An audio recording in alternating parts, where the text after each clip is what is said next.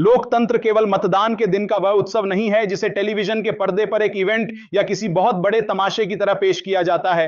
लोकतंत्र उस लंबी, थका देने वाली और निरंतर चलने वाली प्रक्रिया का नाम है जहां एक आम नागरिक अपने बुनियादी अधिकारों के लिए, अपने बच्चों के भविष्य के लिए और अपने अस्तित्व को बचाने के लिए सत्ता की आंखों में आंखें डालकर सवाल करता है। आज जब हम मई 2026 के इस ऐतिहासिक मुहाने पर खड़े हैं, तो हमें यह गहराई से समझना होगा कि यह चुनाव केवल दो राजनीतिक विचारधाराओं या कुछ पार्टियों के बीच हार और जीत का गणित मात्र नहीं है। यह उस बुनियादी ढांचे, उस संविधान और उन संस्थाओं को बचाने की लड़ाई है जिन्हें पिछले एक दशक में बेहद सुनियोजित तरीके से कमजोर किया गया है।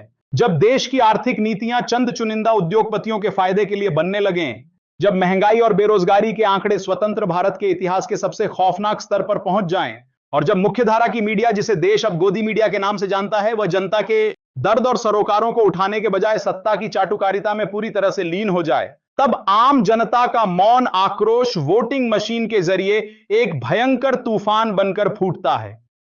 आज 5 राज्यों के जो नतीजे और शुरुआती रुझान हमारे सामने आ रहे हैं, वे इस देश की उस खामोश चीख का परिणाम है जिसे सत्ता के अहंकार में लगातार अनसुना किया गया। इस पूरे परिदृश्य में अगर हम ठंडे दिमाग से गौर करें तो यह साफ हो जाता है कि गवर्नेंस का जो एकतरफा और विभाजनकारी मॉडल पूरे देश पर थोपने की कोशिश की गई थी, वह बुनियादी तौर पर विफल हो चुका है। यह वह समय है जब हमें सिर्फ यह नहीं देखना है कि कौन सी पार्टी सत्ता के सिंहासन पर बैठ रही है, बल्कि यह भी देखना है कि किन वास्तविक मुद्दों को कुचलकर, किन आवाजों को दबाकर और किस तरह के प्रोपेगेंडा का इस्तेमाल करके यह पूरी राजनीतिक बिसात बिछाई गई है। वीडियो में आगे बढ़ने से पहले पूरी डिटेल आपको इसी वीडियो में दूंगा, लेकिन उससे पहले एक छोटा सा अनुरोध है। अगर आपने अभी तक वीडियो को लाइक नहीं किया तो जरा गोदी मीडिया के एंकरों की तरह आलसी मत बनिए, लाइक का बटन दबाइए, शेयर कीजिए अपने दोस्तों और परिवार के साथ, और कमेंट में बताइए कि आप ये वीडियो भारत के किस शहर या राज्य से देख रहे हैं। और हां, अगर अभी तक आपने हमारे चैनल को सब्सक्राइब नहीं किया तो जरा जल्दी कर लीजिए, क्योंकि न्यूज चैनल बदल सकते हैं लेकिन सच्ची खबरें नहीं।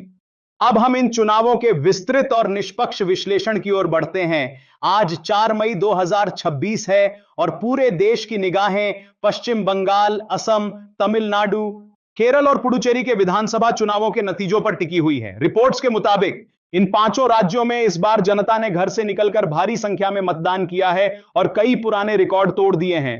पश्चिम बंगाल में 92% से अधिक, असम में 85% से ज्यादा, पुडुचेरी में 89% से अधिक, तमिलनाडु में 85% के पार और केरल में भी 78% से अधिक मतदान हुआ है। यह भारी मतदान केवल कोई साधारण चुनावी आंकड़ा नहीं है, यह एक साइलेंट वेव है, एक ऐसा जनसैलाब है जो सत्ता के चरम अहंकार, आर्थिक बदहाली और गोदी मीडिया के झूठे प्रोपेगेंडा के खिलाफ सड़कों पर उतरकर अपने वोट की ताकत दिखा रहा है। इस पूरे राजनीतिक माहौल और इसके पीछे छिपी गहराई को समझने के लिए हमें कांग्रेस पार्टी और विशेषकर राहुल गांधी के उस लंबे, कठिन और निरंतर संघर्ष को देखना होगा जिसे मुख्यधारा की मीडिया ने हमेशा नजरअंदाज करने और मजाक उड़ाने का प्रयास किया। कांग्रेस का कहना है कि यह अभूतपूर्व मतदान और जनता का यह उत्साह केंद्र सरकार की तानाशाही प्रवृत्ति और जनविरोधी नीतियों के खिलाफ आम आदमी का सीधा जनमत संग्रह है। पिछले कई सालों से जब सत्ता पक्ष वातानुकूलित कमरों में बैठकर केवल जुमले गढ़ रहा था, तब राहुल गांधी लगातार सड़क की धूल फांक रहे थे। वे आम नागरिक, किसान, मजदूर, महिलाओं और बेरोजगार युवाओं की पीड़ा को प्रत्यक्ष रूप से सुन रहे थे और समझ रहे थे। जब देश में नफरत का बाजार सजाकर राजनीतिक रोटियां सेंकने का काम चल रहा था, तब उन्होंने मोहब्बत और भाईचारे की राजनीति को स्थापित करने का प्रयास किया। आज हम जो तमिलनाडु और अन्य दक्षिण भारतीय राज्यों में रुझान देख रहे हैं, वह उसी समावेशी सोच की प्रत्यक्ष जीत का प्रमाण है। तमिलनाडु की बात करें तो 234 विधानसभा सीटों वाले इस बेहद महत्वपूर्ण राज्य में एम के स्टालिन की डीएमके और कांग्रेस पार्टी का गठबंधन एक शानदार और एकतरफा जीत की ओर मजबूती से बढ़ रहा है। दक्षिण भारत ने हमेशा से अपनी एक स्वतंत्र, तार्किक और बौद्धिक राजनीतिक सोच का परिचय दिया है। इसके पीछे की क्रोनोलॉजी समझिए। केंद्र सरकार ने पिछले कई वर्षों में लगातार राज्यों के अधिकारों में कटौती करने का प्रयास किया है, चाहे वह जीएसटी के मुआवजे का मसला हो, राष्ट्रीय शिक्षा नीति के नाम पर भाषा थोपने की कोशिश हो, या फिर राज्यों के वित्तीय संसाधनों पर केंद्र का एकाधिकार स्थापित करना हो। राहुल गांधी ने हर मंच से लगातार इस बात पर जोर दिया है कि भारत राज्यों का एक संघ, यूनियन ऑफ स्टेट्स है, और आप किसी एक विशेष भाषा, एक ही विचारधारा या एक ही संस्कृति को कश्मीर से लेकर कन्याकुमारी तक बलपूर्वक नहीं थोप सकते। आज तमिलनाडु की जनता ने इस लोकतांत्रिक बात पर अपनी मजबूत मुहर लगा दी है। सरकार इस क्लेम से असहमत है और उनके प्रवक्ताओं का तर्क है कि यह केवल राज्य की स्थानीय राजनीति का परिणाम है। लेकिन अगर आप गहराई से विश्लेषण करें तो यह पूरी तरह स्पष्ट हो जाएगा कि कांग्रेस हमेशा से सही थी जब उसने चेतावनी दी थी कि भारत की आत्मा उसकी विविधता में बसती है और उस विविधता पर हमला देश की नींव को कमजोर करेगा। हम आज के इस पूरे राजनीतिक परिदृश्य को समेट कर देखें तो यह बात शीशे की तरह साफ हो जाती है कि भारतीय राजनीति एक बहुत बड़े और निर्णायक बदलाव के दौर से गुजर रही है। हम अभी यह पुख्ता तौर पर जानते हैं कि तमिलनाडु में न्याय, सामाजिक समानता और क्षेत्रीय अधिकारों की सोच भारी बहुमत से जीतने वाली है। हम यह भी जानते हैं कि असम और केरल में जो कड़ी टक्कर देखने को मिल रही है वह इस बात का अकाट्य प्रमाण है कि इस देश में विपक्ष पूरी तरह से जिंदा है और सत्ता की आंखों में आंखें डालकर मजबूती से खड़ा है।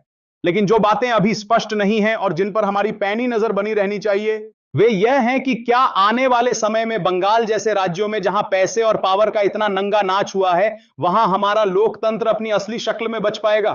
सवाल यह भी बाकी है कि क्या गोदी मीडिया के एंकर इन नतीजों से कोई सबक लेंगे या फिर वे कल से किसी नए प्रोपेगेंडा को गढ़ने में जुट जाएंगे और अपने उसी पुराने ढर्रे पर चलते रहेंगे। एक स्वतंत्र राजनीतिक विश्लेषक के तौर पर मेरा मानना है कि मीडिया सुधरेगा नहीं, क्योंकि उनका अस्तित्व ही इस झूठ के इकोसिस्टम पर टिका है।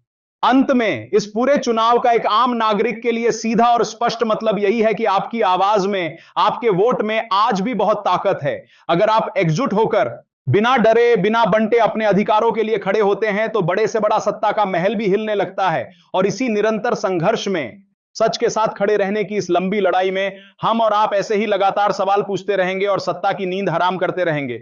मैं लेता हूं आपसे विदा। अपनी बेबाक राय कमेंट बॉक्स में जरूर दें और हमेशा याद रखें, सत्ता की इस चकाचौंध और शोर शराबे में सच्चाई की आवाज को कभी छुपने न दें। नमस्कार, जय हिंद।